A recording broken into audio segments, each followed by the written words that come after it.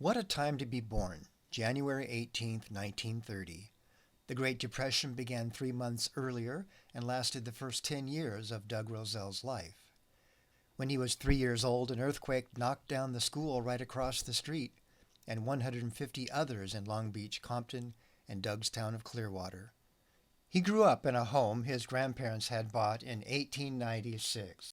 His widowed grandmother Dora lived with him his entire life. His father Elmer found work as a marine electrician in Long Beach. Mother Helen managed their home and cared for their small acreage, which included raising turkeys, chickens, and other farm animals. There were 2 children in his family, Doug and his older brother Leland. Then, just as the Depression ended, a month before Doug's 12th birthday, America entered World War II. It wasn't until he was a sophomore in high school, when the war ended, that he first experienced a life without crisis. One of his best friends was his cousin Dick Rozelle. "Hey kid, don't shoot your eye out." And he hung out with Dick's older brother, the future NFL commissioner Pete Rozelle. Doug was a handsome guy and he had no trouble getting dates.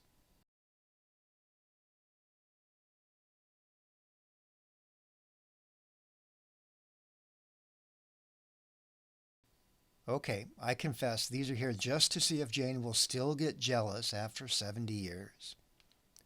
One of Doug's passions was baseball, a love he learned from his father, and he was good at it. He played for Compton High School and then Compton Junior College as well. He was noticed at the college level, and as Kent said, it paid for his college degree. He taught and provided leadership in the Paramount Unified School District for 35 years. We loved to hear the stories from his driver's training classes.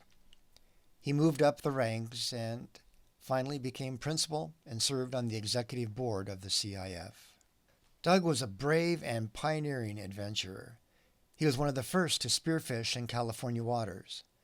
Before owning a boat, he made a wooden paddleboard that he even paddled out to the Long Beach breakwater at night in the cold of winter with just a small flashlight to catch lobster. Then he took it to the next level with diving and fishing trips to Baja, Mexico. In his first trip, he went with his brother-in-law David Lawrence and his student John Baird. They took John's dad's boat. One night the wind came howling across the peninsula and blew the boat out to sea, never to be seen again. They returned to give Mr. Baird the news they had lost his boat. He went back to Baja several times with his friend Bob Morris, fishing, diving, and exploring a land few Americans had visited. But nothing beats the bravado he showed when he explored Baja roads on just a simple Honda Trail 90. Over the years, Doug spent countless hours on the water catching fish from lake trout to large tuna. His greatest glory came one day in his tiny 18-foot boat when he landed a huge marlin. Doug continued his motorcycle riding for decades, mostly in the deserts of California. He also hunted every year for dove and several times for deer. Parental warning: how about a fun story from Doug's life? On his 65th birthday, in front of his mother and family, Nancy hired a belly dancer to come give him a memorable birthday greeting. Just a few months after Doug retired, his father passed away.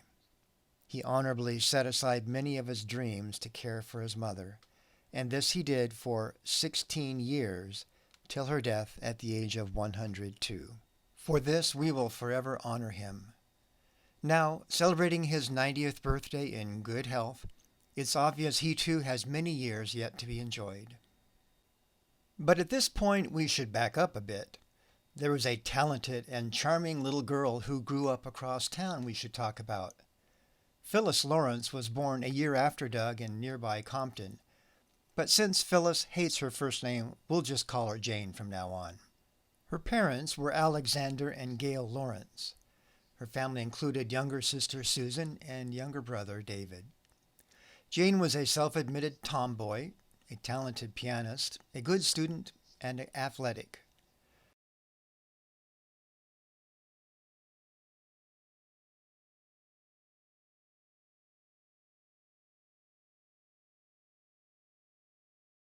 Her closest friend was her cousin Beverly. Inspired by her grandfather Briscoe, who was a pastor, she dreamed of one day becoming a missionary. Jane is an intense and passionate woman. She has loved teaching and playing the piano. As young children, we fell asleep at night to her playing Moon River and other memorable tunes. She has played piano at church her entire life. After extensive music training in college, she was certified to teach the Suzuki piano method. She has taught dozens and dozens of children and adults to play the instrument through the years. Her Yamaha piano is one of the few material things that she treasures. She loves nature. Traveling and hiking and enjoying God's creation is part of what fills her tank.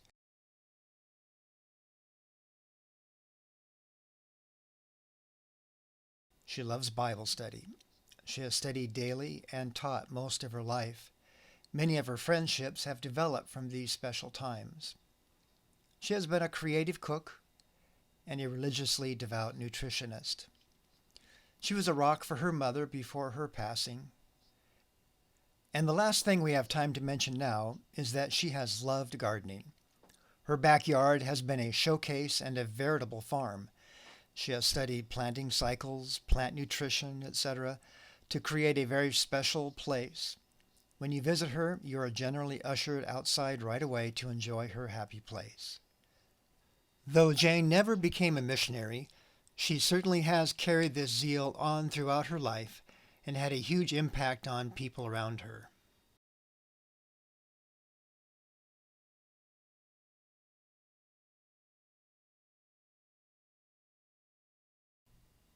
Of course, we are here today because boy met girl way back in high school. Oh yeah. When you've got a good one on the line, you don't want him or her to get away. So things progressed. Pretty soon they were meeting the parents, and the parents were meeting the parents. And the next thing you know, they were getting their marriage license. And 70 years ago, they gathered their family and friends and pledged their vows. Let's go back and see what happened. The Rozelle parents were very happy. The Lawrences, perhaps not so much.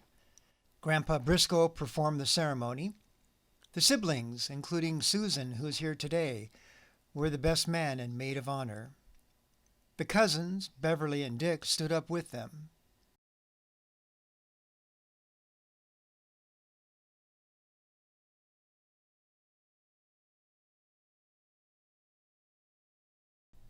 There was a beautiful cake.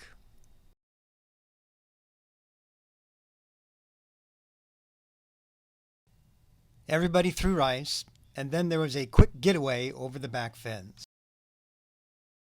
Doug was in school at the University of San Francisco, so they moved into a tiny apartment there. They attended the local Baptist church. And we still have these pictures of the time Susan and Gail visited them in San Francisco. Doug earned his degree there, and then they moved back to Southern California. Because of Doug's job, I wonder if they haven't gone to more proms together than anybody in history. Let's follow them through the years.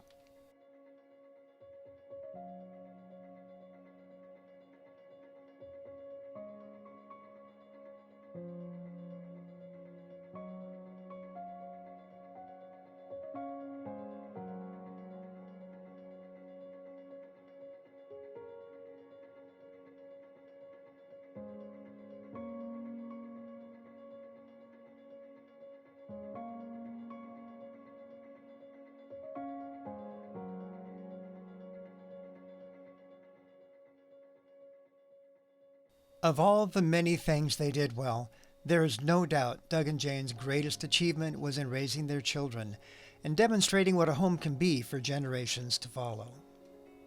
First, there was Kent, that pampered first grandchild on both sides of the family. Happy, cuddly, and cute, he won everybody's heart.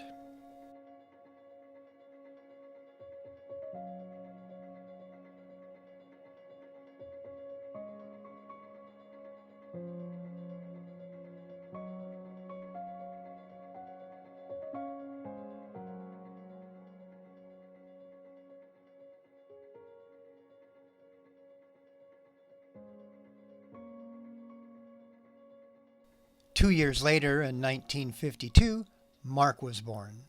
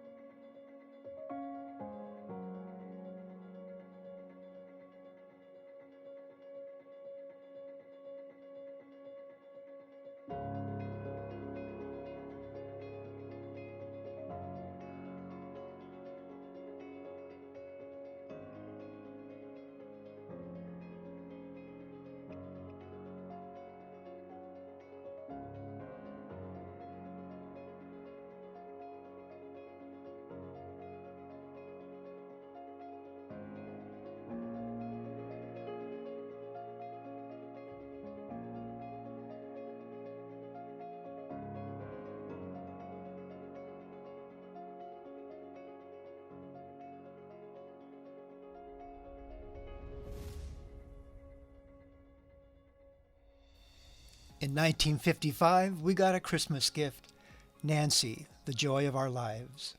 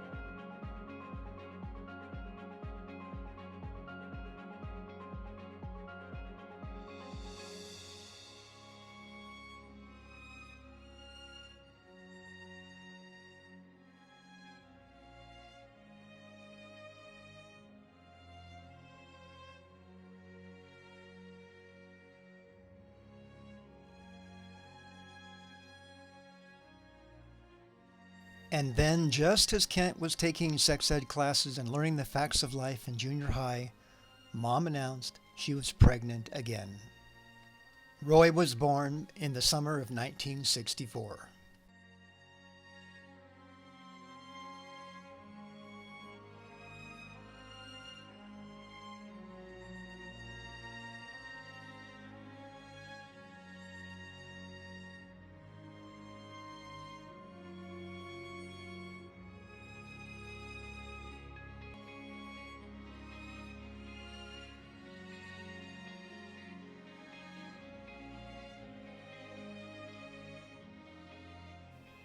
And so our family was complete.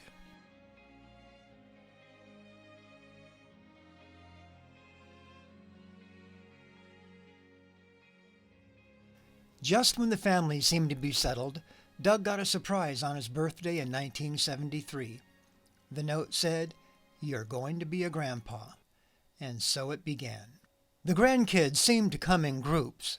First was Mark's son, John.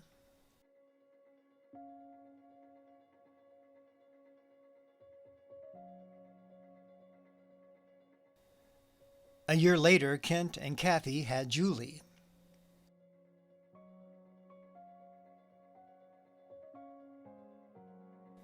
Then in 1978, there were 3 new blondes added to the family. Mark's second son, Kurt, was born in April.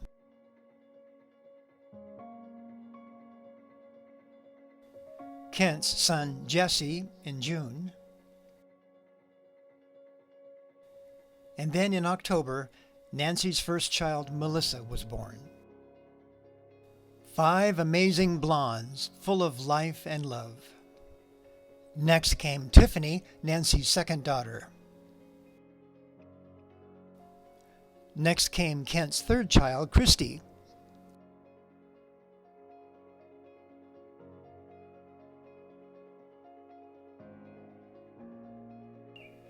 Kent's fourth child, Kimberly, is the last in a long line of grandkids who graduated from the University of Arizona. Then it was Roy's turn to add to the gene pool. Jake, the only brunette among all the grandkids, was a brilliant scholar and a national champion racer. And last grandchild, but not least, Mallory, Roy's youngest. She is number 10. So that's it. Kent's 4, Mark's 2 boys, Nancy's 2 girls, and Roy's 2. Grandchildren are certainly one of the greatest joys in life, and Doug and Jane are richly rewarded.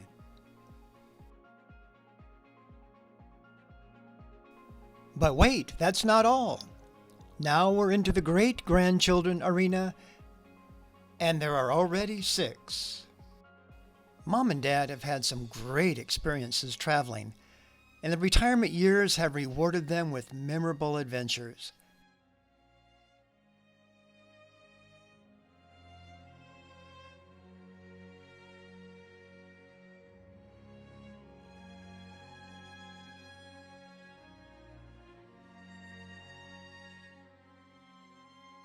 In the stages of life, things are simpler now.